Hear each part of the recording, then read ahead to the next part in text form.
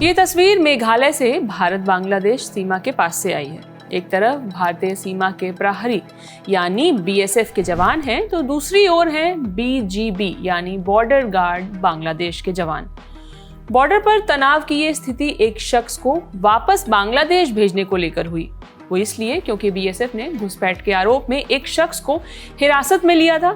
आरोप था कि वो मेघालय सीमा से गैर कानूनी तरीके से भारतीय इलाके में दाखिल हुआ था, जिसके बाद बीएसएफ ने उसे वापस सीमा पर भेज दिया यानी बांग्लादेश।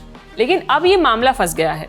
दरअसल जैसे ही बीएसएफ ने घुसपैठ के आरोपी को बांग्लादेश भेजा, उसे बॉर्डर गार्ड बांग्लादेश यानी बीजीबी और बांग्लादेश के स्थानीय लोगों ने अपनी कस्टडी में लेने से इनकार कर दिया।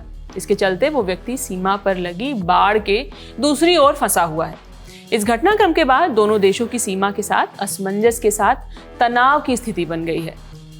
इंडिया टुडे की रिपोर्ट बताती है कि मेघालय के दक्षिण पश्चिम गारो हिल्स में सीमा के पास स्थित महेंद्रगंज क्षेत्र में नंदिर 4 सेक्टर है।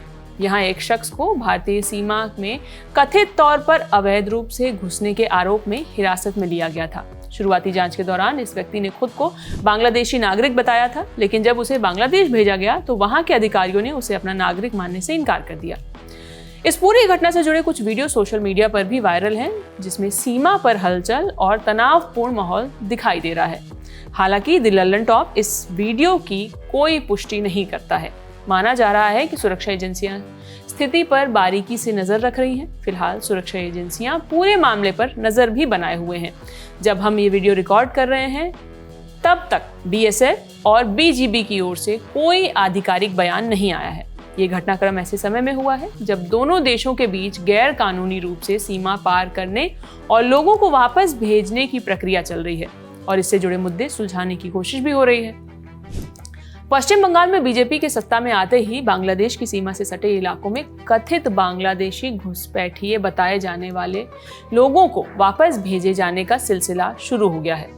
सीएम शुभेंदु अधिकारी ने कहा है कि नागरिकता संशोधन अधिनियम के दायरे में न आने वाले 4,800 कथित घुसपैठियों को पहले ही बांग्लादेश भेज दिया गया है।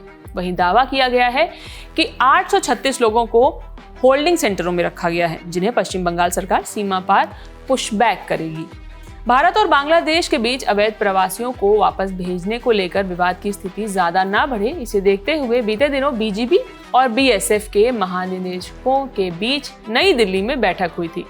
अब अवैध शरणार्थियों को बांग्लादेश वापस भेजने के इस पूरे विवाद पर कुछ लोगों का कहना है कि पश्चिम बंगाल में पहली बार भाजपा सरकार सत्ता में आई है, इसलिए ऐसा हो रहा है।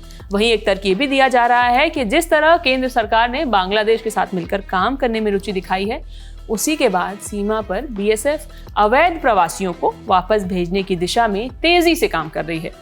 आप इस खबर पर क्या राय रखते हैं, हमें कमेंट सेक्शन में जरूर बताएं। खबर लिखी है मेरी साथी सुप्रिया ने, मैं हूं शिवानी। देखते रहिए द लल्लन टॉप। शुक्रिया।